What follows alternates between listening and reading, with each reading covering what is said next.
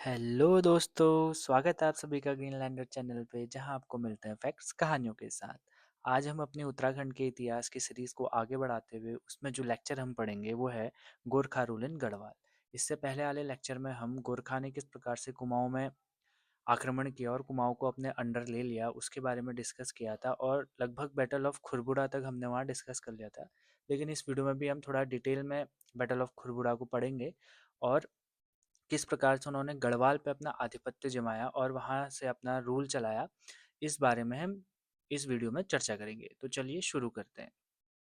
तो गोरखा रूल जो था ना, गोरखा रूल एक्चुअली उत्तराखंड पे 1790 में ही आ गया था। ठीक है, और वो कैसे कैसे आया था, कुमाऊं में सबसे पहले आया था। ये हम पिछली वीडियो में अपने अच्छी तरीके से डिस्कस कर चुके हैं और वहाँ जितने भी सूबेदार उनके हुए थे, सूबा जो हुए थे, वो भी हम पढ़ चुके हैं। यहाँ भी हमारा यही अप्रोच रहेगा कि भाई सूबेदार फिर उन्होंने वो गढ़वाल में क्या क्या किया उसके हिसाब से ही हम पढ़ेंगे। और इसमें एक बहुत इंपॉर्टेंट टॉपिक आता है बैटल ऑफ खलंगा, जो कि ब्रिटिशर्स और गोरखा के बीच हुआ था। तो उसको हम यहाँ पे डिटेल में पढ़ेंगे। बाकी जितने भी हम यहाँ पे फैक्ट्स पढ़ेंगे और जितनी भी इंफॉर्मेशन हमको यहाँ पे देखने को मिलेगी गोरखा के बारे में जो गढ़वाल में उन्होंने अपना राज चलाया था, वो थोड़ी सी लिमिटेड है, क्योंकि उसके ज़्यादा हमको सोर्सेज मिलते नहीं है। तो उनसे रिलेटेड ज़्यादा रिसोर्सेज ना होने के कारण उनसे उनसे रिलेटेड इन्फॉर्मेशन जो काफ़ी कम कम है, तो हम भी उसी हिसाब से यहाँ पे सिर्फ फैक्ट्स में ज़्यादा ध्यान देते हुए उनके बारे में हम पढ़ेंगे। ठीक, तो जिस प्रकार से 1790 में कुमाऊं में आ गए थे, फिर उसके बाद हमने पढ़ा था।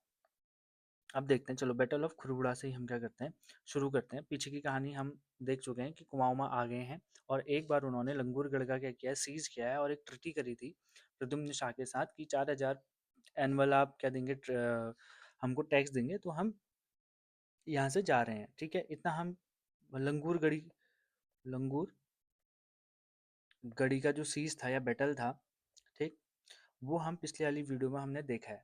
ठीक है, उस पे क्या था, 4000 रुपये की क्या हुई थी आपकी रकम तय हुई थी एज अ टैक्स कि जो आपके गढ़वाल में प्रद्युम्न शाह हैं वो किसको देंगे, नेपाल ने वो गोरखाओं को देंगे और वहाँ से फिर वो आराम से अपना राज चला सकते हैं। बट 1803 में क्या आता है, आ जाता है भूकंप। क्या आ जाता है, भूकंप आता है कहाँ, आपका गढ़वाल में, और वो उसका सेंटर कहाँ था, बद्रीनाथ। बद्रीनाथ उसका क्या था, सेंटर था भूकंप का। तो ये अभी तक का उत्तराखंड का सबसे ज़्यादा डिजास्टरस भूकंप था। तो बहुत ज़्यादा क्या हो गया था, उनका राजमहल वगैरह सब डिमोलिश हो गया था, रहने को बिल्कुल भी एक प्रकार का अकाल जैसा पड़ गया था। तो इसका फ़ायदा उठाते हुए गोरखा ने क्या किया, फिर से गढ़वाल पे क्या किया, अटैक किया और बैटल ऑफ खुरबुड़ा हुआ। क्या हुआ, बैटल ऑफ खुरबुड़ा हुआ, जिसमें क्या हुआ, प्रद्युम्न शाह क्या हो जाते हैं आपके, प्रद्युम्न शाह की क्या हो जाती है, वो वीर गति को प्राप्त हो जाते हैं। क्या हो जाते हैं वो, वीर गति को प्राप्त हो जाते हैं, उनकी डेथ हो जाती है। फिर उनके जो पुत्र थे, उनके पुत्र कौन, सुदर्शन शाह। कौन, सुदर्शन शाह। इनका भी रोल आएगा, इनको याद रखिएगा। ठीक है, अभी जब हम गोरखा पढ़ने के बाद टिहरी रियासत पढ़ेंगे, ये अलग से एक टिहरी रियासत बनाते हैं, टिहरी में अपना एक नया सा राज चलाते हैं, उसके बारे में डिटेल में पढ़ेंगे। बस इनको यहाँ याद रखिएगा, ये थोड़ा इंपॉर्टेंट करता है। प्रद्युम्न शाह जैसे ही वीरगति को प्राप्त हुए तो गोरखाओं ने गढ़वाल को कैप्चर कर लिया और सुदर्शन शाह वहाँ से चले गए और 12 ईयर्स तक वो क्या रहे, भटकते रहे, मतलब घूमते रहे, कभी कहीं जा रहे हैं कभी कहीं जा रहे हैं। एक तरीके से उनका क्या हो गया, वनवास हो गया। ठीक है, तो उन्होंने 12 साल पूरा क्या किया, स्ट्रगल करा। ठीक है, अभी इनके 12 साल का रिजल्ट इनको मिलेगा। और एक और इनके पुत्र थे, सॉरी, प्रद्युम्न शाह के कौन ब्रदर, इनके भाई प्रीतम शाह। कौन, प्रीतम शाह।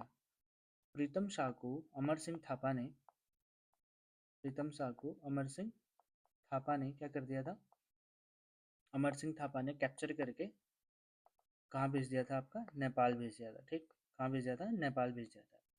ठीक हो गया। तो ये सारी चीज़ हुई थी बैटल ऑफ खुरुगोरा में। इसके बाद क्या हो जाता है, गढ़वाल में एकदम से फिर से ये क्या कर देते हैं, अपने सूबेदार भेजना शुरू कर देते हैं। ठीक है, अब हम देखते हैं आगे वो कि हुआ क्या था। ठीक, अब आते हैं, अब देखिए रणजोर सिंह थापा। ठीक, रणजोर सिंह थापा का जो पीरियड है वो है 1804 से 1805 तक, यानी कि लगभग 1 साल तक आप इनको मान लीजिए। अब रणजोर सिंह थापा जो है वो अमर सिंह थापा के क्या हैं, पुत्र हैं। किसके पुत्र हैं, अमर सिंह थापा के क्या ही पुत्र हैं। अब देखिए, अगर आप इसको उत्तराखंड मान लेते हैं, ठीक है, इस प्रकार से उत्तराखंड है, ये कुमाऊं और ये गढ़वाल, ठीक है। अब ये वाला जो रीजन है ना, ये हिमाचल वाला और आपका सतलज वाला, यमुना वाला जो फर्टाइल लैंड है, ये पूरा इधर, ठीक है, ये वाला इलाका, इस पे ना अमर सिंह थापा क्या कर रहे हैं, रूल कर रहे हैं, ठीक है। कौन? अमर सिंह थापा। इनके अलग अलग सूबेदार होते थे, किंग तो यहाँ बैठा है, ठीक है, किंग तो अपना नेपाल में बैठा है, लेकिन उसने अपने सूबेदार को क्या कर रखा है, यहाँ हर जगह भेज रखा है। जैसे कुमाऊं में भी बमशा थे इनके वो, ठीक है, अभी बमशा आ जाएंगे। और यहाँ गढ़वाल में किसको भेज दिया अमर सिंह थापा ने? रणजोत सिंह थापा को। किसको भेज दिया? रणजोत सिंह थापा को। और अपना कहाँ पर है ये? हिमाचल वाला इलाका और ये यमुना सतलज का जो भी फर्टाइल वाला इलाका है, वहाँ ये है, ठीक है। अब रणजोत सिंह थापा को इन्होंने क्या कर दिया, यहाँ सूबा बना के अपना भेज दिया, ठीक है। और इन रणजोत सिंह थापा ने मौलाराम को क्या किया? संरक्षण दिया, मतलब इनको अपने अंडर ले लिया, ठीक है। अब गोरखाओं का थोड़ा सा क्या था, वो काफ़ी ज़्यादा क्या थे, क्रूअल थे, तो और थोड़ा इन सब चीज़ों में वो मानते भी नहीं थे, क्या कहते हैं कि लिटरेचर वगैरह, मतलब आर्ट और कल्चर का, वो अपने ही आर्ट और कल्चर का काफ़ी रिस्पेक्ट करते थे, अदरवाइज दूसरों के लिए उतने मायने नहीं रखते थे। तो इस वजह से मौलाराम को क्या मिला? रणजोत सिंह थापा ने जो अगर संरक्षण दिया, यानी कि उनको अपने अंडर ले लिया, तो एक बहुत बड़ी बात मानी गई कि यार, एक जो आर्टिस्ट है, मौलाराम पेंटर थे और कवि भी थे, तो जो उनको संरक्षण दिया रणजोत सिंह थापा ने, तो ये एक क्या है, एक ट्रेडमार्क आप कह सकते हैं उस टाइम के हिसाब से, कि मौलाराम को इन्होंने क्या दे दिया? संरक्षण दे दिया। और तभी मौलाराम ने ही इनके लिए एक बुक क्या लिखी? रण बहादुर चंद्रिका। ये किसने लिखी है और किसके ऊपर है? रणजोत सिंह थापा के ऊपर है। और उस बुक का नाम क्या है? रण बहादुर चंद्रिका। और ये किसने लिखी है? आपके मौलाराम ने। और मौलाराम ने ही इनको जो कंपेयर किया है, कंपेयर किससे किया है? कर्ण से। कर्ण से कंपेयर किया है, क्योंकि ये क्या थे? बहुत बड़े दानवीर थे। तो दानवीर किसके समान है? कर्ण के समान है। इसलिए मौलाराम ने इनकी क्या करी है, यहाँ पर प्रशंसा करी है और इनको कंपेयर किया है किससे? कर्ण से। अब ये थोड़ा सा ना एक सोचने वाली बात है कि मौलाराम इतनी ज़्यादा इनकी तारीफ कर क्यों रहा है और रण बहादुर चंद्रिका जैसी बुक इनके बारे में लिख क्यों रहा है। देखिए, एक तो मौलाराम जी को क्या मिल रखा है? उनके अंदर संरक्षण मिल रखा है। और गोरखाओं का जो रूल करने का तरीका था, वो काफ़ी क्या था? क्रूअल था। अगर थोड़ी सी भी गलती हुई या अपने बारे में उन्होंने कुछ गलत सुन लिया, अगर उनको अगर क्रिटिसाइज भी कर दिया उनके किसी भी मामले में, तो there are very harsh consequences for that. तो इस वजह से क्या हुआ, मौलाराम जी को एक तरीके से कहें कि मजबूरी में उनको क्या करना पड़ा, उनकी तारीफें करनी पड़ी या उनके बारे में लिखना पड़ा। अब ये मजबूरी थी या उनको पसंद था, ये तो इस बारे में हम डिबेट में नहीं जाएंगे, लेकिन बट ये हम कह सकते हैं कि एक प्रकार का दबाव उनके ऊपर था। अगर वो बुरा या उनको क्रिटिसाइज करते हुए लिखते, तो उनके लिए वो थोड़ा सा क्या था, थोड़ा उस टाइम के हिसाब से टफ था। तो इस वजह से मौलाराम जी ने इनके लिए क्या लिखी? बुक लिखी। और उनको कंपेयर किससे किया? कर्ण से किया। और रणजोत सिंह थापा के बारे में इतनी ही जानकारी हमको लेनी है, इससे ज़्यादा कुछ भी नहीं। बस इसमें एक ही चीज़ हमको अपने क्या कहते हैं, एग्जामिनेशन पॉइंट ऑफ व्यू से हमारे लिए इम्पोर्टेंट है, वो है रण बहादुर चंद्रिका बुक, जो किसने लिखी है? मौलाराम ने लिखी है। किसके ऊपर लिखी है? रणजोत सिंह थापा, जो कि किसके पुत्र थे? अमर सिंह थापा के, ठीक। अब आते हैं अगले। अब रणजोत सिंह थापा का क्या हो गया? कार्यकाल पूरा हो गया, उनको वापस कहाँ बुला लिया गया? अपना नेपाल बुला लिया गया। तो उसके बाद आते हैं हस्तिदल चौतरिया, ठीक है। हस्तिदल चौतरिया ज़्यादा टाइम के लिए नहीं बनते हैं, ठीक है। इनका अगर टाइम पीरियड देखा जाए तो 1805 में ही बनते हैं, ठीक है। 1805 में ही बनते हैं। अब हस्तिदल चौतरिया के समय में सबसे पहले क्या होता है? लैंड रिफॉर्म कराया था कुमाऊं में। कुमाऊं में नहीं, गढ़वाल में, सॉरी। कहाँ इन्होंने लैंड रिफॉर्म कराया? गढ़वाल में लैंड रिफॉर्म कराया। अगर एक तरीके से देखा जाए तो पूरे उत्तराखंड में ही इन्होंने क्या कराया था उस समय पे? आपका लैंड रिफॉर्म कराया था। और लैंड रिफॉर्म करने के लिए ऋतु ऋतुध्वज थापा, विजय सिंह शाही और हरदत्त ओझा, इन तीनों लोगों को बुलाया गया था। और इन तीनों ने क्या किया था? आपका भूमि बंदोबस्त कहाँ कहाँ किया था? कुमाऊं में इस समय किया था, ठीक है। मेनली कुमाऊं में किया था, ठीक है। कहाँ किया था? मेनली कुमाऊं प्लस गढ़वाल के कुछ रीजन में किया था। और मेनली कहाँ किया था? आपका कुमाऊं में किया था। और इन्हीं के समय में ही ये कांगड़ा में इन्होंने क्या किया था? इन्वेजन भी किया था। ये इतना इंपॉर्टेंट पॉइंट हमारे लिए है नहीं, ठीक है। ये एक प्रकार का बस ये है कि कांगड़ा कौन सा इलाका था? वही सिरमौर वाला इलाका, नीचे दून के इलाके में जो इधर पड़ता है कांगड़ा, ठीक है। इधर वाले इलाके में इन्होंने क्या किया था? आपका वो दिया था। और ये क्या थे ना, स्लेवरी एट भीमगढ़ा हरिद्वार। अब ये क्या है, ये इंपॉर्टेंट है। अब हमने इससे पहले भी पढ़ा है, क्या कहते हैं कि जो गोरखा थे वो क्या करते थे, जो टैक्स नहीं दे पाते थे या कुछ भी गलत काम करते थे, और जो भी बच्चे हैं, औरतें हैं, उनको क्या करते थे, स्लेव बना के हरिद्वार में, मतलब उनका बाजार लगता था, उनको बेचते थे, ठीक है। बट इन्होंने क्या किया, जो टैक्स नहीं दे पा रहे हैं और किसी भी तरीके का लेन देन बाकी है किससे, सरकार से, मतलब जो उस समय उनके राजा हैं, यानी कि कौन, हस्तिदल चौतरिया, यानी कि राजा से उनके जो भी लेन देन बाकी है जिन जिन लोगों के, उन्होंने उसको उठाया और कहाँ भेज दिया, एज अ स्लेव हरिद्वार में उनको भेज दिया। और इन्होंने इनके रीन का सबसे अच्छा काम क्या है, तकाबी टैक्स। अब देखिए तकाबी टैक्स, इसको हम एज अ पॉजिटिव वे में देखते हैं हस्तिदल चौतरिया के उसमें। अब तकाबी टैक्स था क्या, तकाबी टैक्स नहीं था, ये इट्स अ लोन, तकाबी लोन कहिए इसको। इसने क्या किया, टैक्स नहीं, तकाबी लोन, ठीक है, तकाबी लोन। अब देखिए उत्तराखंड की ना, जो हमारा गंगेटिक प्लेन वाला इलाका है, यानी कि लोअर शिवालिक वाला इलाका है हमारा, तो वो ना काफ़ी फर्टाइल है, वहाँ बहुत ज़्यादा क्या होती है, कृषि होती है। मतलब भाबर वाला जो इलाका हमारा है, वहाँ क्या होती है, काफ़ी ज़्यादा कृषि होती है। और दून वाली जो वैली है, उधर भी काफ़ी अच्छे तरीके से हमारा एग्रीकल्चर होता है। तो उस समय जब गोरखा आए, 1790 से गोरखा आए, और उससे पहले आपके यहाँ कुमाऊं में चंद और परमार आपके गढ़वाल में रूल कर रहे हैं, तो काफ़ी ज़्यादा क्या था, टैक्सेशन थे, तो लोग परेशान थे। और गोरखाओं के आने के बाद तो इतना ज़्यादा दमन बढ़ गया कि लोग बेचारे अपना खेती करने के लिए भी क्या करते थे, बड़ा स्ट्रगल उन्हें करना पड़ता था। मतलब एक प्रकार से लोगों की हालत बहुत निम्न स्तर की थी, मतलब बहुत लोअर अपना जीवन क्या कर रहे थे, वो व्यतीत कर रहे थे। तो अब इस कारण क्या कहते हैं, लोग खेती करने में भी क्या नहीं कर पाए थे, उनके पास इतना भी धन नहीं था या रिसोर्सेज नहीं थे कि वो खेती भी नहीं कर पा रहे थे। तो अब लेकिन क्या था, नेपालीज या गोरखा जो भी थे, उनको क्या चाहिए था, टैक्स चाहिए था। तो हस्तिदल चौतरिया ने अपने टैक्स को बढ़ाने के लिए, अब हस्तिदल चौतरिया पे भी प्रेशर है कि मुझे टैक्स ज़्यादा चाहिए, रेवेन्यू ज़्यादा चाहिए, कहाँ से, नेपाल से, राजा तो नेपाल में ही बैठा है। तो हस्तिदल चौतरिया ने क्या किया, यार क्या करते हैं, हम अपने किसानों को एग्रीकल्चर लोन देते हैं। तकाबी एक क्या था, एग्रीकल्चर लोन था कि आप ले लो पैसा हमसे और खेती करो उससे जाके, लेकिन सिर्फ क्या करोगे, उसको एग्रीकल्चर में ही क्या करोगे, आप यूज़ करोगे। तो इस वजह से तकाबी जो इनका लोन था, वो एक बहुत अच्छा इनका क्या था, इनिशिएटिव था किसका, हस्तिदल चौधरिया का, जो कि किसानों के लिए काफ़ी अच्छा रहा और थोड़ा क्या कर पाए, अपना एग्रीकल्चर में वो आगे बढ़ पाए, ठीक। उसके बाद इसके रीन में एक अंग्रेज आया यहाँ, जिसका नाम था कैप्टन रेपर। इसका नाम बस याद रखिए, कैप्टन रेपर। कैप्टन रेपर एक ब्रिटिशर्स आया, कहाँ विजिट करने आया, खाली देखने आया था उस समय उत्तराखंड में कि चल क्या रहा है इस रीजन पे। तो ये आया था, बस इसको याद रखिए। ये मैंने इसलिए बताया क्योंकि ये कि यूके ट्रिपल एस सी के किसी पेपर में पूछा गया है कि कैप्टन ये पर किसके शासनकाल में उत्तराखंड आया था, और उसका आंसर हस्तिदल चौतरिया था। इस वजह से इसको मैंने यहाँ इंक्लूड किया, तो कैप्टन रेपर का नाम आप याद रखिएगा, ठीक है। अब इसके आने से हमें ये भी देखने को मिलता है कि गोरखा और ब्रिटिशर्स को एक दूसरे को पहले से जानते थे। अभी इनमें कॉन्फ्लिक्ट आएगा, और क्या कैसे कॉन्फ्लिक्ट आएगा वो अभी हम देखेंगे, ठीक है। तो ये हमने देखा, इसमें सबसे इम्पोर्टेंट एक तो तकाबी और एक है लैंड रिफॉर्म, ठीक है। ये इसने हस्तिदल चौधरी जी ने इसको किया था, ठीक है। और एक इनके बारे में ये भी है, ये थोड़े से क्या थे ना, मतलब उतने ज़्यादा ये क्रूअल नहीं थे।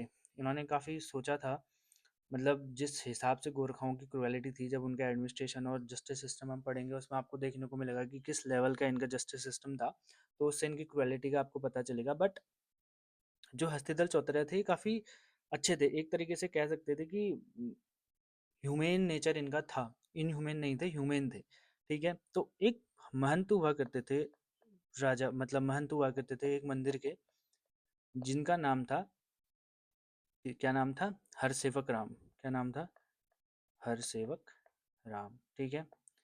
अब इससे पहले जो हमारे कौन थे, रणजोर सिंह थापा थे ना, इन्होंने कड़ाई द्वीप में इनके हाथ जलाए देते। अभी कड़ाई द्वीप क्या होता है, इसको अभी हम जानेंगे। कड़ाई द्वीप एक प्रकार की क्या थी, सजा थी, एक प्रकार की सजा थी, जिसमें क्या होता था, एक कढ़ाई ली जाती थी, उसमें तेल गरम किया जाता था, और अक्यूज को बोला जाता था कि अपने हाथ डालो उस गरम खोलते हुए तेल में। अगर आपके हाथ नहीं जले तो आप इनोसेंट है, अगर आपके हाथ जल गए तो आप गिल्टी हैं। तो इस लेवल का इनका जस्टिस सिस्टम था। तो वही इनके साथ हुआ था, कढ़ाई दीप इनके साथ कराया था किसने, रणजोत सिंह थापा। और छोटी सी एक बात के कारण कि मंदिर में कुछ टैक्स से रिलेटेड या कोई चढ़ावे से रिलेटेड इशू था, उससे रिलेटेड इशू होने के कारण इनको ये कढ़ाई दीप सुनाई गई और इनके ऑब्वियस सी बात है खौलते तेल में कोई भी हाथ डालेगा तो उनके हाथ जल जाएंगे। तो इनके हाथ जल गए थे और इनको इनके पोजीशन से भी हटा दिया गया था। तो हरसेवक राम जी को दोबारा इन्होंने अपनी क्या कराई थी, इनको अपनी जगह दोबारा दिलाई थी, मतलब फिर से इनको क्या बना दिया था, पुरोहित बना दिया गया था। मतलब जो महंत थे उनकी गद्दी इनको वापस किसने दी थी, हस्तिदल चौतरिया ने दी थी। ठीक है, तो ये सब हस्तिदल चौतरिया ने किया था। अब आते हैं हम अगले में। ठीक है, अब आते हैं काजी बहादुर भंडारी। अभी बीच में हमको और लोग भी देखने को मिलते हैं, लेकिन जो इम्पोर्टेंट है हम सिर्फ उन्हीं को पढ़ लें। ठीक है, तो उसके बाद जो इम्पोर्टेंट आते हैं वो आते हैं काजी बहादुर आपके भंडारी जी। ठीक है, अब भंडारी जी के क्या क्या हुआ देखिए, इनके उसमें भी क्या हुआ, लैंड रिफॉर्म हुआ। अब जैसे हस्तिदल चौतरिया ने क्या किया था, तकाबी आपका लोन दिया था किनको, एग्रीकल्चर के लिए। तो इसने क्या किया, अब इनको क्या चाहिए था ना, टैक्स ज़्यादा चाहिए था। तो काजी बहादुर भंडारी जी ने क्या किया, लैंड को 5 भागों में क्या कर दिया, बांट दिया। कितने भागों में बांट दिया, 5 भागों में आपका लैंड को क्या कर दिया, बांट दिया। अब 5 भागों में इसलिए बांटा, अब देखिए आप लोन ले जा रहे हैं, उन्होंने टकाबी लोन तो लगा दिया। अब मान के चलिए जो भावर वाले इलाके में रह रहा है उसका तो अच्छा उत्पादन हो रहा है, तो लोन के पैसे भी चुका दे रहा है और जो टैक्स देना है वो भी चुका दे रहा है। फिर उसके बाद अपना भी वो क्या कर दे रहा है, आराम से खाना खा ले रहा है, मतलब अपना जीवन यापन उसका सही चल रहा है। बट जो अब जो हिली एरिया में है, हिली एरिया में क्या होता है ना, उतनी अच्छी उपज नहीं होती है, क्योंकि जो सॉइल की क्वालिटी है वो थोड़ी सी लो मानी जाती है। ठीक है, तो वहाँ का आदमी लोन भी ले रहा है, फिर उसका उतना प्रोडक्शन भी नहीं हो रहा है, और वो ना ही लोन चुका पा रहा है, ना ही टैक्स दे पा रहा है, और ना ही अपना जीवन भी अच्छे से वो क्या कर पा रहा है, व्यतीत कर पा रहा है। तो इसको एड्रेस किया किसने, काजी बहादुर भंडारी जी ने इसको क्या करा, आपका एड्रेस किया। और उन्होंने क्या किया, 5 पार्ट में क्या कर दिया, आपका लैंड को क्या कर दिया, आपका डिवाइड कर दिया। और वो कौन कौन सी थी, अव्वल, दम, सोम, चाहर और सुखवासी। और इनके हिसाब से उन्होंने फिर क्या किया, लैंड से आपका टैक्स लेना शुरू किया। कुछ होगा इसका, इसके बारे में हमको ज़्यादा जानकारी तो नहीं मिलती है, बस इतना ही मिलता है कि 5 पार्ट में बांटा था, क्योंकि अलग अलग लैंड से उनको क्या लेना था, अलग अलग आपका टैक्स लेना था। तो इस वजह से, और इससे काफ़ी हेल्प भी हुई होगी उस टाइम पे, क्योंकि अव्वल वाली जो लैंड होती है वो काफ़ी अच्छी फर्टाइल मानी जाती है, तो उसमें ज़्यादा टैक्स। उसके बाद सुखवासी, चाहर, इस तरीके से क्या थी, अलग अलग लैंड के टाइप थे। तो एक किसने किया था, काजी बहादुर भंडारी जी ने किया था। अब काजी भंडारी जी से पहले ना एक आते हैं भैरव थापा। कौन, भैरव थापा। अभी माने 1811 में कौन है आपके, बहादुर जी भंडारी जी हैं। और भैरव थापा जो हैं इनको देखते हैं। ठीक है, इनसे एक रिलेटेड हमारा टर्म है वो हम देखते हैं। अब जो ये भैरव थापा हैं, ये हैं आपके आते हुए 808 में। ठीक है, अब आए, अब देखिए हस्तिदल चौतरे के समय ऋतुराज थापा, ऋतुध्वज थापा, विजय सिंह और हरिदत्त ओझा कहाँ आए थे, लैंड रिफॉर्म करने, कुमाऊं और मतलब उत्तराखंड में आए थे। अब भैरव थापा के टाइम पे ना क्या हुआ, ये जब लैंड रिफॉर्म कर रहे थे तो बहुत ज़्यादा क्या की गई, यहाँ धांधली करी गई लैंड रिफॉर्म करते हुए। मतलब कोई ऐसे, मतलब जितना लैंड रिफॉर्म हो रहा है, जितनी जितना एरिया उनके सूबेदारों के अंदर है, उतना टैक्स वो नहीं इकट्ठा करके कहाँ भेज पा रहे हैं, नेपाल भेज पा रहे हैं। तो इस वजह से क्या हुआ, जो ऋतुराज थापा था, उनको ना वापस बुला लिया गया। उनको क्या कर लिया गया, आपको वापस बुला लिया गया, और उनके हिसाब से ही उनकी जगह पे ही किसको भेजा गया, काजी बहादुर भंडारी। और इनके साथ एक रेवंत क्या भेजा गया, रेवंत काजी की अध्यक्षता में, रेवंत काजी, इन्हीं के रीन में, किसके रीन में, काजी बहादुर भंडारी के रीन में रेवंत, रेवंत काजी ये एक व्यक्ति हैं, इनकी अध्यक्षता में एक काउंसिल बनाई गई, शिष्टमंडल कहिए या शिष्टमंडल भेजिए, वो काउंसिल बोले, कहाँ भेजी गई, आपका कुमाऊं में भेजी गई, कि जो भी एट्रोसिटीज गोरखा या भैरव सिंह थापा जो थे वो बहुत क्रूअल माना जाता है, उनका रीन क्या माना जाता है, बहुत क्रूअल माना जाता है। भैरव सिंह थापा से पहले कौन थे, बमशाह। अब बमशाह हमने कुमाऊं में पढ़ा है, ये भी काफ़ी कहते हैं, इनका जो रीन माना जाता है, क्या माना जाता है, काफ़ी ज़्यादा क्रूअल माना जाता है। भैरव सिंह थापा का जो रीन था उसको भी बहुत क्रूअल माना जाता है। तो इस वजह से इनकी क्रूएलिटी और जो लैंड रिफॉर्म में जो गड़बड़ी चल रही है उसकी, उसका क्या रिपोर्ट लेने के लिए काउंसिल भेजा गया, या एक कमेटी भेजी गई, या एक शिष्टमंडल भेजा गया, किसकी अध्यक्षता में, रेवंत काजी की अध्यक्षता में। वो भी किसके रीन में, काजी भंडारी बहादुर भंडारी की रीन पे। तो इनका काम था ये। ठीक है, तो इस प्रकार से हमने अभी तक किस किस को पढ़ लिया, रणजोत सिंह थापा को पढ़ लिया, हस्तिदल चौधरी के बारे में पढ़ लिया, और काजी बहादुर भंडारी के बारे में हमने पढ़ लिया। और इसमें रेवंत काजी नाम हमको याद रखना है। ठीक है, रेवंत काजी की अध्यक्षता में काउंसिल भेजी गई थी, क्या चेक करने के लिए, atrocities of Gorkha in Kumaon and Garhwal. ठीक है, अब देखते हैं हम ब्रिटिश वर्सेस गोरखा। अब हमारा काम हो गया है गोरखाओं के बारे में, उन्होंने क्या क्या एट्रोसिटीज करी थी, मतलब उन्होंने क्या क्या काम करे थे उत्तराखंड में, और उनका जो जस्टिस सिस्टम है या एडमिनिस्ट्रेशन है, कैसे उन्होंने एडमिनिस्ट्रेशन किया था, ये हम अलग से हम एक सीरीज चलाएंगे। हम चंद चंद का एडमिनिस्ट्रेशन वैसे मैंने चैनल में पढ़ा दिया, लेकिन फिर से मैं एक बार आपको पढ़ाऊंगा। मैं क्या करूँगा, 3 वीडियो बनाऊंगा, 3 या 4 वीडियोस बनेंगी। एक में चंद का एडमिनिस्ट्रेशन, मिलिट्री सिस्टम, आपका टैक्सेशन वो खत्म किया जाएगा। दूसरे में परमार का, और चौथे में आपका किसका, गोरखाओं का, और फिर टिहरी रियासत का। फिर जब ब्रिटिशर्स का आएगा, ब्रिटिशर्स के साथ साथ हम पढ़ते जाएंगे उनका एडमिनिस्ट्रेशन भी। तो इसलिए अभी भी एडमिनिस्ट्रेशन पे ज़्यादा फोकस ना करके जो हमारी मेन हिस्ट्री की टाइमलाइन है उस पर फोकस करते हुए हम आगे जाते हैं। अब हमने पढ़ लिया गोरखाओं ने क्या क्या किया था गढ़वाल और कुमाऊं में। अब देखते हैं, देखिए अब 1800 का जो सेंचुरी आई है, 19th सेंचुरी आ गई है, तो अब ब्रिटिशर्स का क्या हो रहा है, यहाँ पर इन्वेजन होगा और ब्रिटिशर्स अपना एम्पायर यहाँ पे खड़ा करेंगे। तो अब ब्रिटिशर्स कहाँ आ रहे हैं, उत्तराखंड पे आ रहे हैं। तो उत्तराखंड पे कौन है, गोरखा है। तो अब गोरखा और ब्रिटिशर्स का क्या होगा, यहाँ पे थोड़ा सा वॉर हमें देखने को मिलेगा, या उनके बीच थोड़ी सी क्या होगी, टेंशन यहाँ पे बढ़ेगी। अब वो टेंशन क्यों बढ़ रही है, देखिए अब जो ब्रिटिशर्स थे वो भी क्या चाहते थे, अपना लैंड एक्सपेंशन चाहते थे, यानी कि अपना टेरिटरी को क्या करना चाहते थे, बढ़ाते। और सेम चीज गोरखा भी चाहते थे। गोरखा उत्तराखंड में आए इसलिए थे क्योंकि वो क्या करना चाहते थे, अपने लैंड को, अपने टेरिटरी को और अपने एम्पायर को क्या करना चाहते थे, बढ़ाना चाहते थे। बट ब्रिटिशर्स का एक और यहाँ पे क्या था, यहाँ पर एक और उनका मेन स्वार्थ था, यानी कि एक चीज और वो चाहते थे, वो था तिब्बत और भूटान।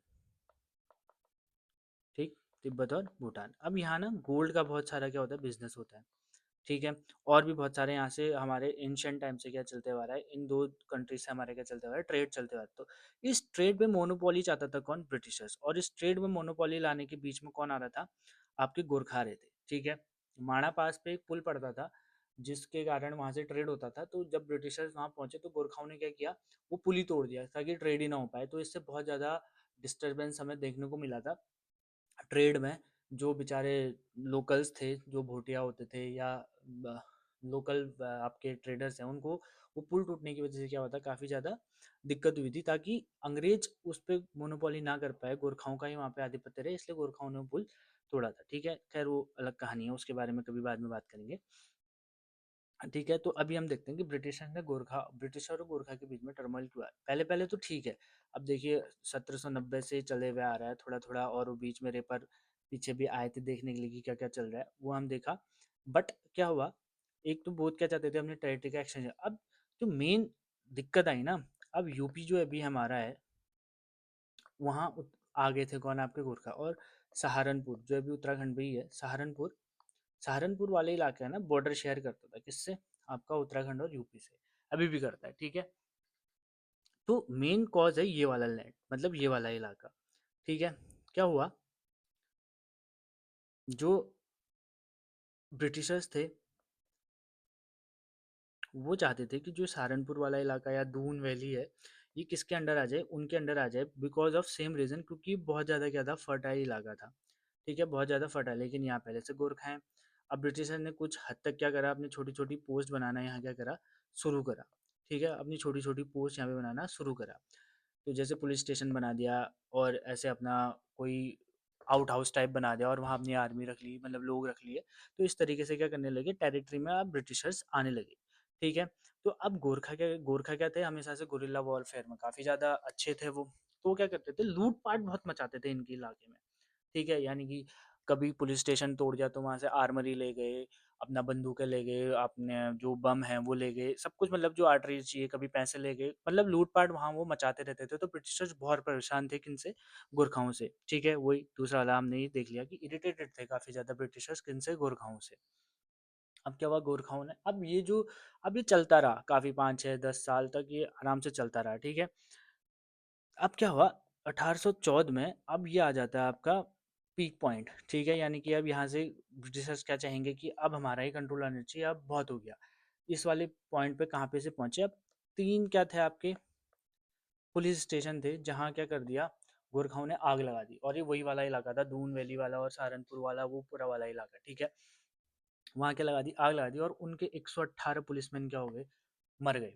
ठीक है, किसके, ब्रिटिशर्स के 118 जवान क्या हो गए, शहीद हो गए या मर गए, ठीक है। और उनमें से एक था, एक उनका ऑफिसर ऑफिसर भी था जिनकी क्या होगी, डेथ होगी। अब ये बड़ा हीनियस एक प्रकार का क्राइम हो गया कि 118 लोग एक साथ मर गए और एक उनमें से उनका ऑफिसर भी क्या हो गया, वीर गति को प्राप्त हो गया। तो ये चीज ब्रिटिशर्स क्या नहीं कर पाए, सहन नहीं कर पाए, और उन्होंने अब क्या कर दिया कि अब क्या होगा, अब होगा फुल एंड फाइनल वॉर, जो कि क्या करेंगे ब्रिटिशर्स, पूरा गढ़वाल और उत्तराखंड पे अपना क्या कर लेंगे, अपना आधिपत्य कर लेंगे। और वो आता है आपका बैटल ऑफ खलंगा को लेके। बैटल ऑफ खलंगा एक बहुत अच्छा एपिक है, मतलब यहाँ पे आपको देखने को मिलेगा कि गोरखा किस लेवल के वॉरियर थे, ठीक है। अब हम पढ़ते हैं बैटल ऑफ खलंगा, इसको काफ़ी ध्यान से सुनिएगा, काफ़ी थोड़ा सा कंफ्यूजिंग है बट आपको समझ में आएगा। ये एक बहुत लंबा वॉर है, ठीक है। ये शुरू होता है आपका अक्टूबर 1844 से और जाके ख़त्म होता है 30 नवंबर या दिसंबर में, 1 दिसंबर को, या फिर मार्च आप ले लीजिए 1815 में, जब ट्रीटी ऑफ संगोली होती है, तब जाके क्या होता है, ख़त्म होता है, ठीक है। तो अब हम बैटल ऑफ खलंगा को ध्यान से हम यहाँ पे पढ़ते हैं, ठीक है। अब देखिए, हमने कारण तो देख लिया है कि बैटल ऑफ खलंगा हुआ क्यों था, क्योंकि जो उन्होंने क्या किया था, 118 पुलिसमैन मर गए थे, कितने, 118, और उनमें से एक ऑफिसर भी उनका क्या हो गया था, डाइड हो गया था। तो ब्रिटिशर ने कहा कि अब बहुत हो गया, अब क्या करो, आप जाओ, ठीक है। अब देखिए, ये है इंडिया का मैप, ठीक है, इस तरीके से कुछ, सॉरी काफ़ी अजीब सा बन गया। अब मान लीजिए ये है इंडिया का मैप, ठीक है, इस तरीके से। ये अभी हमको ऊपर वाला ही जानना है। और ये है आपका लुधियाना वाला इलाका, ये आपका एचपी वाला है हिमाचल प्रदेश, ये आपका उत्तराखंड, नीचे यूपी वाला इलाका, और ये बिहार वाला इलाका है। अभी हम इस तरीके से इसको देख लेते हैं, ठीक है। तो अब जैसे ही ब्रिटिशर्स ने ऑफिशियल लेटर निकाला कि जाओ और उत्तराखंड पे जो ये गोरखा है इनको क्या करो, डील करो, तो लुधियाना से आते हैं एक ब्रिटिशर जिनका नाम याद रखिएगा, ऑक्टर लोनी, डेविड ऑक्टर लूनी, ठीक है। ये निकलते हैं कहाँ से, लुधियाना से, और कौन से वाले रास्ते से आगे निकलते हैं, हिमाचल प्रदेश वाले रास्ते से। अब हिमाचल प्रदेश वाले रास्ते पे कौन है, अमर सिंह थापा बैठे हुए हैं पहले से, ठीक है। कौन बैठे हुए हैं, अमर सिंह थापा बैठे हुए हैं। तो पहला जो कॉन्फ्लिक्ट होता है अमर सिंह थापा वर्सेस ऑक्टर लूनी हमें देखने को मिलता है। कौन कौन, अमर सिंह थापा वर्सेस ऑक्टर लूनी हमें देखने को यहाँ पे मिलता है। इसमें अमर सिंह थापा क्या हो जाता है, हार जाता है, और ऑक्टर लूनी क्या कर लेता है, हिमाचल प्रदेश को अपने अंडर ले लेता है, ठीक है। और दूसरा जो आता है, दूसरा जो हमारा नाम आता है, ठीक है। अब क्या आ गया ब्रिटिशर्स के अंदर, हिमाचल प्रदेश वाला जहाँ अमर सिंह थापा थे वाला इलाका आ गया किसके अंदर, आपका ब्रिटिशर्स के अंदर, ठीक है। अमर सिंह थापा को क्या कर दिया इन्होंने, डिफीट कर दिया है। और किसने किया, ऑक्टर लोनी ने, जो कि कहाँ था, एचपी वाले रीजन में था। अब दूसरा हम देखते हैं, दूसरा जो आए थे लड़ने के लिए, ठीक है। एक्चुअली क्या किया था, चार तरफ से ब्रिटिशर्स ने सोचा था कि पूरा घेर करके किसको मारेंगे, हम गोरखाओं को मारेंगे, ठीक है। अब जो दूसरा इलाका है वो है आपके रॉबर्ट रोलो जेलेंस्पी, कौन, जेलेंस्पी, ठीक है। अब ये क्या है, ये कौन से वाले इलाके में है, ये आपके सहारनपुर वाले इलाके में,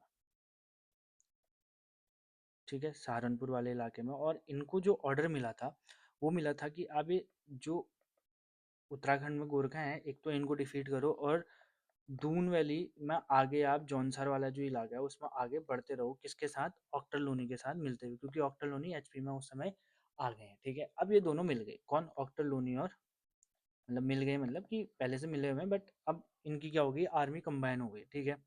अब ये हो गया, इतना समझ में आया कि पहले लुधियाना से उसने चलना शुरू करा होगा, वो पहुंचा एचपी, वहाँ अमर सिंह थापा को हराया और वहाँ बैठ गया। और इधर सहारनपुर से रॉबर्ट रोलो जिलेंस्पी ने अपना जो गोरखाओं को हराने का वो था, एक आर्मी को लीड करना था, वो शुरू किया। और सहारनपुर वाले इलाके में उसने क्या कर लिया, अपना आधिपत्य भी ले लिया, और कहाँ को बढ़ना शुरू किया, दून वैली और जौनसर वाले इलाके की ओर वो बढ़ना शुरू हुआ, और किसके साथ, ऑक्टर लोनी के साथ मिलके, ठीक है। अब देखिए, अब जिलेंस्पी ने कहा ठीक है हम कर देंगे, उनको ऑर्डर ऑर्डर मिला। तो अब जिलेंस्पी क्या था, मेन उनका क्या था, हेड था उस समय, ठीक है। तो अब जिलेंस्पी जो है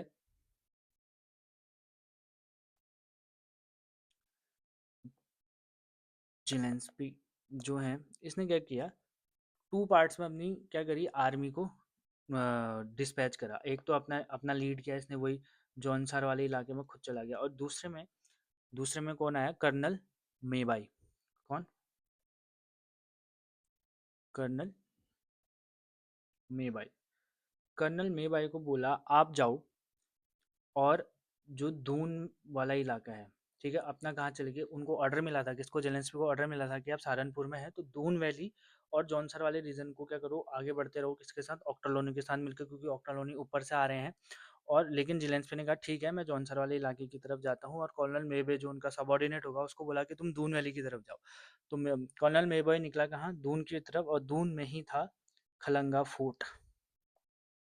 खलंगा फोर्ट, दून में ही था खलंगा फोर्ट। और खलंगा फोर्ट की जो ज्योग्राफी थी वो काफ़ी हार्श थी, मतलब एक पहाड़ी के ऊपर था, वहाँ चढ़ना उतरना काफ़ी टफ था, जो कि एक हिल मैन के लिए काफ़ी इजी था, लेकिन ब्रिटिशर्स के लिए वो चैलेंजिंग था। तो इस वजह से Khalanga fort is the very core position for Gorkha to remain there army there, ठीक है, वहाँ अपनी आर्मी रखने के लिए उनके लिए वो जगह काफ़ी काफ़ी क्या थी, सेफ थी, ठीक है।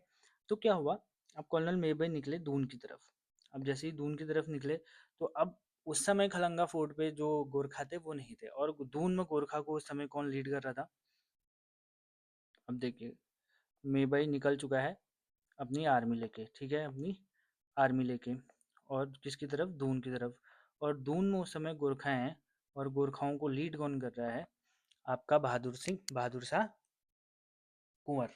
कौन? बहादुर शाह कुंवर। बहादुर शाह कुंवर, ठीक है, ये क्या कर रहा है, लीड कर रहा है। अब बहादुर शाह कुंवर ने जब आर्मी को देखा तो उसको फील हो गया कि इतनी बड़ी आर्मी के साथ हम क्या नहीं कर सकते, लड़ नहीं सकते। तो बहादुर शाह कुंवर ने क्या किया, उसने अपनी आर्मी और जितने भी लोग थे, एक्चुअली सिर्फ 600 गोरखा थे वहाँ पर, कितने गोरखा थे, 600 गोरखा थे, उन 600 गोरखाओं को लेकर वो कहाँ चला गया, फोर्ट कलंगा की तरफ चला गया। कहाँ चला गया, फोर्ट कलंगा, खलंगा की तरफ वो चला गया, ठीक है, अपनी आर्मी को लेकर कहाँ चला गया, खलंगा पे चला गया, क्योंकि खलंगा क्या थी, सेफ जगह थी जोग्राफिकली, क्योंकि वहाँ चढ़ना उतरना टफ था, जो कि ब्रिटिशर्स को काफ़ी चैलेंजिंग वहाँ पर रहा, ठीक है। अब हो गया है इतना कि बहादुर शाह कुंवर कहाँ पहुँच गए, खलंगा फोर्ट पे उन्होंने अपने सारे लोगों को ले लिया है, और मेबाई दून पे आके उसने आक्रमण कर लिया, और जो फोर्ट है उसके चारों तरफ अपनी आर्मी उसने रख दी है, ठीक है। अब होता है, अब मेबाई ने क्या कर लिया, एक प्रकार का सीज हो गया खलंगा फोर्ट। अब मेबाई क्या करता है, अटैक नहीं करता है पहले, क्या नहीं करता, अटैक नहीं करता है, वो एक लेटर भेजता है। क्या भेजता है, लेटर भेजता है कि आप क्या कर लो, ब्रिटिशर्स की सुजर्निटी आप ले लो, और हमारे अंडर आ जाओ, हमसे क्या कर लो, आप ट्रीटी कर लो। लेकिन गोरखाज आर ऑलवेज गोरखाज, तो उन्होंने कहा बिल्कुल नहीं। अब क्या किया ना, ये लेटर कब भेजा मेबाई ने, इवनिंग के समय पे, इवनिंग के समय पे भेजा। तो बहादुर शाह कुंवर ने जब ये पढ़ा, तो पढ़ते ही क्या करा, एक तो लेटर को फाड़ दिया, और जो लेटर देने आया था ब्रिटिशर्स उसको बोला कि शाम के समय में लेटर नहीं पढ़ता, कल लेके आना, और कल भी लेके आएगा तो मैं फाड़ दूंगा, मुझे लड़ाई ही करनी है, मतलब हम हार मानने वालों में से नहीं है, सरेंडर नहीं करेंगे। तो ये बात सुनते ही मेबे को बड़ा गुस्सा आया, मेबे को क्या आया, गुस्सा आया। और मेबे जो दून पहुंचा था ना, वो 24 अक्टूबर 1814 को पहुंचा था, ठीक है, तो पहुंचा था 24 अक्टूबर 1814 को पहुंचा था। तो मेबे को बड़ा गुस्सा आया, ठीक है, मेबे ने कहा अच्छा ऐसा हो गया कि हमारा लेटर फाड़ दिया, और बोल रहे कि इवनिंग के समय में लेटर नहीं पड़ता, इस वजह से फाड़ दिया, और तुम्हारा सरेंडर भी नहीं करूंगा, चाहे कितने बार भी तुम ट्रेटी का मुझे बोल लो, ठीक है। तो मेबाई क्या करता है, 29 अक्टूबर 1814 को अटैक कर देता है। क्या कर देता है, अटैक कर देता है। और ये अटैक होता है 600 वर्जन 4000, यानी कि 4000 ब्रिटिशर्स थे, और 600 क्या थे, गोरखा थे, ठीक है। वो बॉम्बार्ड करते हैं, बिल्कुल बहुत अच्छी लड़ाई, बहुत खतरनाक लड़ाई होती है, और इसमें लेकिन 600 होने के बावजूद गोरखा क्या हो जाते हैं, जीत जाते हैं। गोरखा क्या करते हैं, जीत जाते हैं, ठीक है। अब पहला जो गोरखाओं से एनकाउंटर हुआ फोर्ट ऑफ खलंगा पे, उस पे 600 वर्सेस 4000 हुआ, जिसमें गोरखा क्या हुए, जीत गए, और मेबई क्या हुआ, हार गया, ठीक है। अब जैसे ही बैटल हारा, मेबई ने क्या किया, लेटर भेजा, किसको, अपने सरदार को, यानी कि सरदार कौन, जेलेंस्की को। जेलेंस्की को क्या भेज दिया, लेटर भेज दिया कि भैया हम यहाँ क्या हुए, हार गए हैं, आगे हमें देख लो, बचा लो, मतलब 4000 में से काफ़ी उनकी सेना को क्या हुआ, आपका क्या हुआ वो हुआ। अब क्या हुआ, जैसे ही लेटर किसके पास पहुंचा, आपका जिलेंस्की के पास पहुंचा, वो दौड़ा दौड़ा आया कहाँ, आपका दून वाला इलाके में, ठीक है, जहाँ हुआ। ठीक है, अब 30 अक्टूबर 1814 को क्या होता है, आपका दून पहुंचता है कौन, जेलेंस्की। कौन, जेलेंस्की कहाँ पहुंच जाता है, आपका दून पहुंच जाता है। अब जेलेंस्की बोलता है भाई अब क्या करेंगे, हम इन पर अटैक करेंगे, इन्होंने हमको हराया, थोड़ा सा ईगो हर्ट हो गया ब्रिटिशर्स का, तो इन्होंने हमें हराया, तो जेलेंस्की ने कहा फिर से हम क्या करेंगे, 4 टुकड़ियाँ बनाएंगे। कितनी टुकड़ियाँ बनाएंगे, 4 टुकड़ियाँ बनाएंगे, जिसमें से पहला जो टुकड़ी होगी वो मेरे इशारे पे, किसके इशारे पे, जेलेंस्की के इशारे पे आगे जाएगी। मतलब ये वाली जो टुकड़ी होगी ये छोटी सी होगी, ये मेरे इशारे पे आगे जाएगी जब मैं सिग्नल दूंगा। तो ये क्या करेगी, जो फोर्ट की वॉल है उस पर सीढ़ी लगा के ऊपर चढ़ जाएंगे, और वो उनकी क्या है, संख्या कम है, तो सीढ़ी के बजाय हमारे जितना टाइम उनको हमें रोकने में लगेगा उसमें उससे कम टाइम में हमारे बहुत लोग ऊपर चढ़ जाएंगे। तो ये प्लान बनाया, और 3 अदर साइड से भी हम उन पर क्या करते रहेंगे, आक्रमण करते रहेंगे फोर्ट के। यानी कि जेलेंस्की ने कहा कि ये जैसे फोर्ट है, तो एक साइड से ये, एक साइड से एक साइड से ये तीनों इन 600 लोगों या जितने भी लोगों बचे थे उसके बाद इनको क्या करते रहेंगे, इंगेज करते रहेंगे, और जो ये वाला इलाका है, जो चौथी इनकी यूनिट है वो यहाँ जाएगी, सीढ़ी लगाएगी, और हमारी जो आर्मी है सीढ़ी लगा के ऊपर चले जाएगी मेरे इशारा करने पर, ठीक है। तो ये स्ट्रैटेजी किसने बनाई, जेलेंस्की ने बनाई। अब इसको एग्जीक्यूट करने का समय आता है, ठीक है। तो क्या हुआ, 31 अक्टूबर 1814 को जेलेंस्की अटैक कर देता है इसी स्ट्रैटेजी के साथ, ठीक है। अब तीनों ओर से क्या हो रहा है, अटैक हो रहे हैं, याले अटैक के लिए अभी तक जेलेंस्की ने अटैक बोला नहीं है, मतलब तीनों ने अपनी पोजीशन ले ली है, ठीक है। अब अटैक तब होगा जब जेलेंस्की क्या करेगा, यहाँ से आपका वो करेगा, जेलेंस्की इशारा करेगा तब जाके क्या होगा, मतलब ऑर्डर देगा तब जाके युद्ध शुरू होगा। अब जेलेंस्की ने जब गोरखाओं को खलंगा फोर्ट पे देखा ना, वो थोड़ा सा नर्वस हो गया, क्योंकि गोरखाओं के साथ जो मैन है वो तो लड़ ही रहे हैं, ठीक है, लेकिन जो उनकी फीमेल्स थी वो भी क्या है, बिल्कुल खुकरी वुकरी लेके पूरे फोर्ट के चारों ओर खड़ी हुई है, ठीक है, और बच्चों के औरतों के साथ बच्चे भी पूरे फोर्ट पे लड़ने के लिए तैयार है। तो ये देख के ना जेलेंस्की बड़ा सा सरप्राइज्ड हो गया, तो उसने हड़बड़ी में गलत सिग्नल दे दिया। अब जैसे ही गलत सिग्नल दिया हड़बड़ी में, तो जो ये टुकड़ी को सीढ़ी लेके जाना था यहाँ, इसमें 2 लोग थे, कौन कौन, एक तो था कारपेंटर, इनका नाम था कर्नल कारपेंटर, और दूसरा था लड लो। ये 2 लोग थे जिनको ये लीड करना था। अब जैसे ही कौन हुआ, जेलेंस्की कंफ्यूज हो गया, उसने जैसे ही कुछ भी इशारा कराया, झंडा फहराया, गोली मारी, कुछ भी किया। अब ये लोग फटाफट की टाइमली, मतलब जिस टाइम पे डिसाइड हुआ था उससे पहले ही जेलेंस्की ने जो फोर्ट पे देखा कि वो लोग खड़े हैं, तो वो क्या हुआ, बिल्कुल कंफ्यूज हो गया, एकदम सरप्राइज हो गया, तो उसकी गलती से सिग्नल हो गया टाइम से पहले। तो ये लोग फटाफट भागे कि अरे सिग्नल आ गया है, वॉल की तरफ भागो, ठीक है। जैसे ही वॉल की तरफ भागे और यहाँ पहुंचे, इन पे फिर अब ये इनको देख लिया कि इन्होंने गोरखाओं ने आते हुए, तो इन पे अटैक भी हुआ इनकी टुकड़ी पे, लेकिन ये दो क्या हुए, वॉल पे पहुंचे। अब जैसे ही वॉल पे पहुंचे, ये भूल गए कि सीढ़ी भी लानी थी, सीढ़ी ले जाना ही भूल गए, और तब तक ऊपर से गोरखाओं ने बड़े बड़े पत्थर फेंके, इनकी याली पूरी टुकड़ी को क्या कर दिया, हरा दिया। और जैसे ही ये टुकड़ी हारी, तो और तीनों टुकड़ियों का क्या हुआ, कॉन्फिडेंस गिरा, और वो वहां से उन्होंने क्या कर लिया, रिट्रीट कर लिया। तो ये वाला बैटल भी गोरखाओं ने क्या कर लिया, एक प्रकार से जीत लिया। अभी तक 2 बैटल हो चुके हैं, पहला वाला लेड किया था किसने, आपका मेबाई ने, और दूसरा वाला जिलेंस्की ने जो ये स्ट्रैटेजी बनाई थी, ये भी क्या होगी, उनकी गलत साबित होगी। और इस वाले में इनका जो कमांडर था इनसाइन इलिस, वो क्या हुआ, मर गया। इनसाइन इलिस क्या हुआ, इसकी क्या होगी, डेथ होगी। अब भैया जेलेंस्की को बड़ा गुस्सा आया।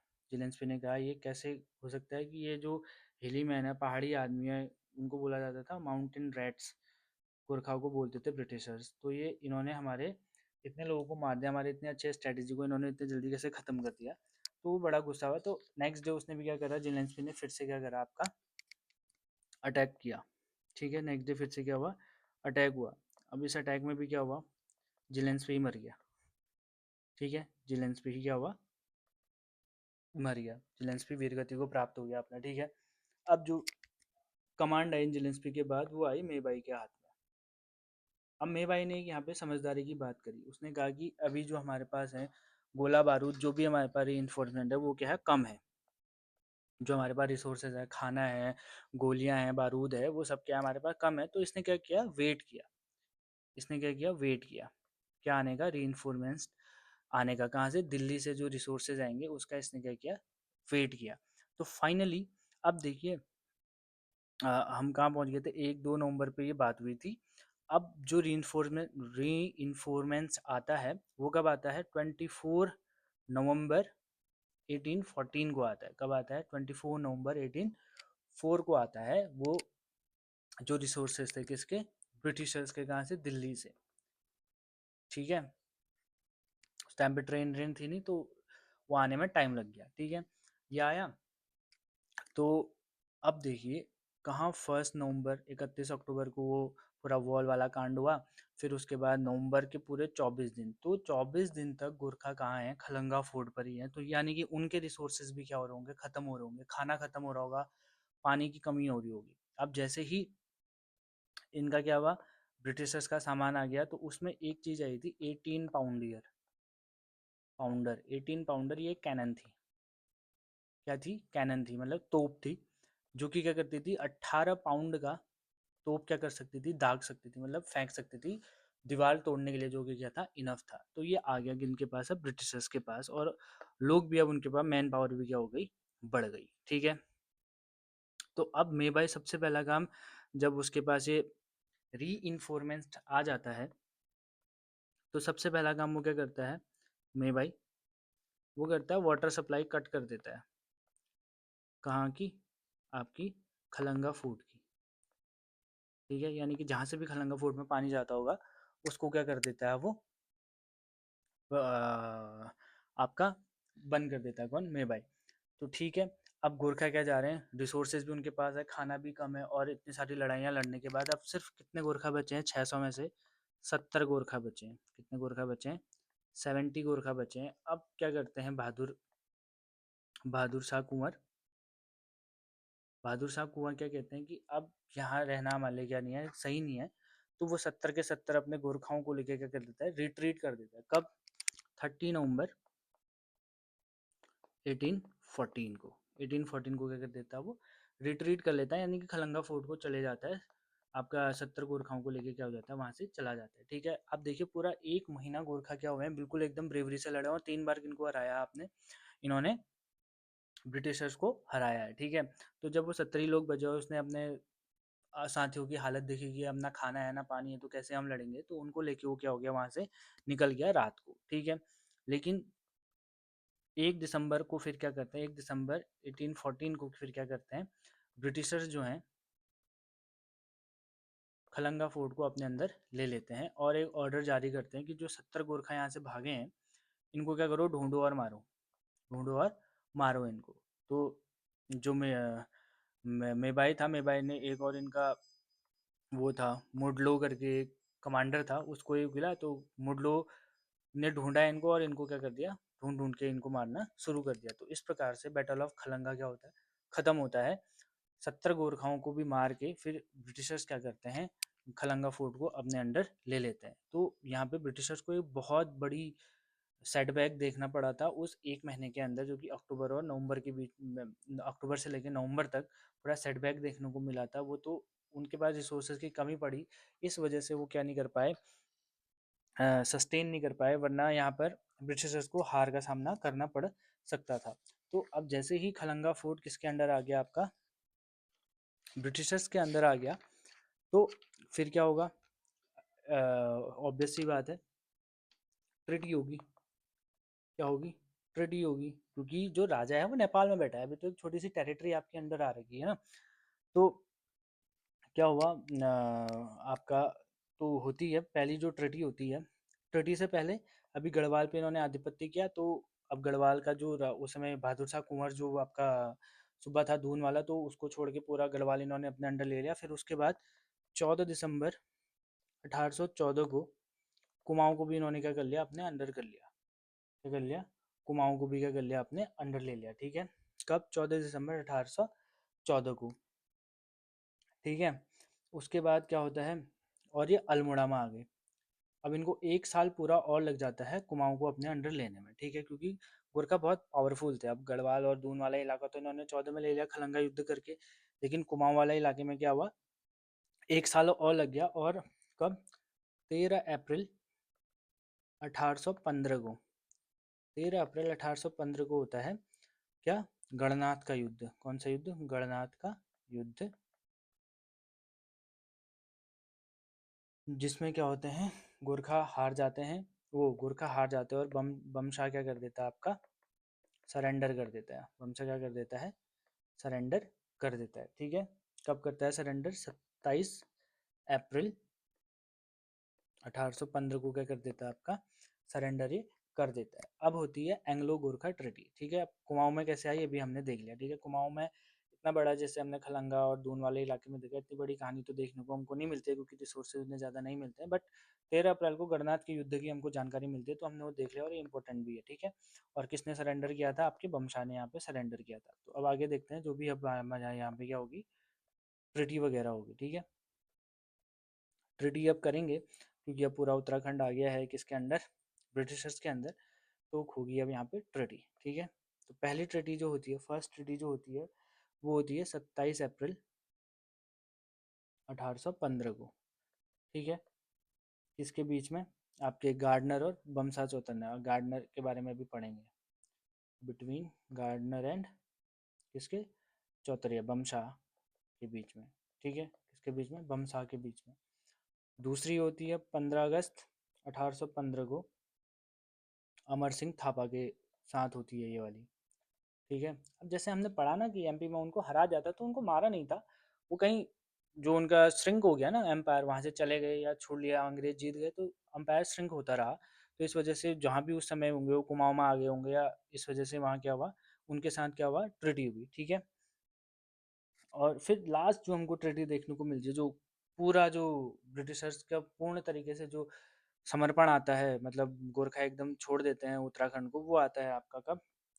4 मार्च 1816 में। 4 मार्च 1816 में, और इसको बोला जाता है संगोली की ट्रिटी, संगोली ट्रिटी। ठीक है, और ये कब हुई है? 4 मार्च 1816 को। ये बहुत बार एग्जाम में पूछा गया। अब इसमें क्या किया था, तीन यहाँ पे, दो दो यहाँ पे इन्होंने क्या किया था, काफी ज्यादा इस ट्रिटी के मेन पॉइंट है। पहला तो था कि एक रिप्रेजेंटेटिव आपका कहाँ रहेगा? नेपाल में रहेगा। किसका? ब्रिटिशर्स का। यानी कि नेपाल में जो आपका वो चल रहा है। एक्चुअली ये जो ट्रिटी हुई थी ना, ट्रिटी ऑफ संगोली, ये करी थी किसके साथ? नेपाल के राजा के साथ। और अभी तक जो हम ट्रिटी पढ़ लेते थे ना, वो उनके सूबेदारों के साथ करी थी, छोटी मोटी ट्रिटी। जैसे गढ़वाल ले लिया तो गढ़वाल के सूबे के साथ, कुमाऊं ले लिया तो कुमाऊं के सूबे के साथ उन्होंने ट्रिटी करी थी। अब जब पूरा कुमाऊं गढ़वाल आ गया, तो उनको तो एक्चुअल जो उनका गोल था कि इनका ब्रिटिशर्स का, वो क्या लेना था? तिब्बत और आपका भूटान वाला इलाका लेना था। तो उसके लिए उनको क्या करना था? नेपाल को अनेक्स करना था। तो नेपाल नहीं चाहता था कि हमको ये अनेक्स करे, तो उन्होंने उसके साथ क्या कर ली? ट्रिटी कर ली। और वो ट्रिटी कौन सी कहलाई? ट्रिटी ऑफ संगोली कहलाई। तो अब जब ट्रिटी हो गई, तो ब्रिटिशर्स को लगा कि यार हमने इनको ऐसे ही तो छोड़ नहीं सकते, कि अगर कहीं हमारे पीठ पीछे, हमारे पीछे हमारे लिए षड्यंत्र या कोई स्ट्रैटेजी बनाई, दोबारा इन्होंने क्या कर लिया, हम पे अटैक कर लिया, तो थोड़ा सा हमारे लिए दिक्कत होगी। क्योंकि ये बहुत बड़ा सेटबैक देख चुके थे बैटल ऑफ खलंगा पे, और जब कुमाऊं में भी ये लड़ाई कर रहे थे और पूरा 1 साल इनको कुमाऊं को एनेक्स करने में लग गया, उस समय भी इन्होंने पोटेंशियल देख लिया था। किसका? गोरखाओं का पोटेंशियल इन्होंने देख लिया था कि किस तरीके से वो इनको हरा सकते हैं। तो इस वजह से इन्होंने संगोली की ट्रिटी पे जो सबसे पहला काम किया, कि कहा कि एक रिप्रेजेंटेटिव हमारा ब्रिटिशर्स का कहाँ रहेगा? आपके कोर्ट में रहेगा, यानी कि किंग के साथ रहेगा। क्योंकि जो भी वहाँ चल रहा होगा उसकी वो खबर क्या करता रहेगा? देता रहेगा ब्रिटिशर्स को। और जो भी अगर कोई गलत डिसीजन होगा, तो वो क्या कर लेंगे? ब्रिटिशर्स को ओवर रूल कर लेंगे, और उनका आधिपत्य नेपाल के ऊपर बना रहेगा। ठीक है, और दूसरा बोला कि उनकी जो वीरता देख के, उनका पोटेंशियल देख के नेपाल वालों का, गोरखाओं का, तो क्या बोल कि आपकी एक गोरखा हम क्या बनाएंगे? रेजिमेंट बनाएंगे। गोरखा क्या बनाएंगे? हमारी एक रेजिमेंट बनाएंगे। तो ये 2 पॉइंट ट्रिटी ऑफ संगोली के क्या थे, काफ़ी ज़्यादा इंपॉर्टेंट थे, जो हम यहाँ पे डिस्कस कर चुके हैं। तो इस प्रकार से ब्रिटिशर्स ने पूरे गोरखाओं को उत्तराखंड से बाहर किया, और नेपाल को आधिपत्य में लाने के बाद ट्रिटी ऑफ संगोली भी क्या हुई, यहाँ पर हमें देखने को मिली। तो इस प्रकार से हमने लगभग लगभग यहाँ पे सारा जितना भी हमारा टाइमलाइन था उसको कन्वर्ट कर लिया है। आई थिंक मैंने बीच में एक जगह ट्रिटी ऑफ संगोली को 1815 बोल दिया था, तो I am sorry for that. 1816 में हुई थी, 4 मार्च 1816 में वो ट्रिटी हुई थी। ठीक है, तो इस प्रकार से हमने सारे जो सूबेदार थे उनके बारे में पढ़ लिया, और किस तरीके से कुमाऊं और गढ़वाल पे आधिपत्य करा गोरखाओं ने, वो भी देख लिया है। और फिर उनका जो एम्पायर था वो किस तरीके से ख़त्म हुआ, वो भी हमने यहाँ पे देख लिया है। तो अगर यदि आपको कोई डाउट हो, तो आप कमेंट सेक्शन में बेझिझक पूछ सकते हैं। तो जल्दी मिलते हैं अगली वीडियो में, तब तक के लिए थैंक यू सो मच।